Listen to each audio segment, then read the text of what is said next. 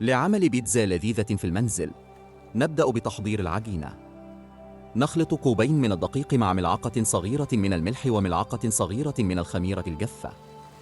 نضيف الماء الدافئ تدريجياً حتى نحصل على عجينة ناعمة.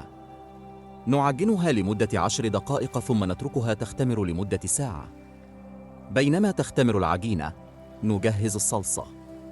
نقطع حبتين من الطماطم ونضيف إليهما فص ثوم مهروس وملعقة صغيرة من زيت الزيتون، ثم نتركها على النار لمدة ربع ساعة. بعد أن تختمر العجينة، نفردها في صينية ونضيف الصلصة، ثم نرش الجبنة المفضلة لدينا. يمكننا إضافة أي مكونات نحبها مثل الفلفل، الزيتون أو البيبروني. نخبز البيتزا في فرن ساخن على درجة حرارة 220 مئوية لمدة 15 دقيقة.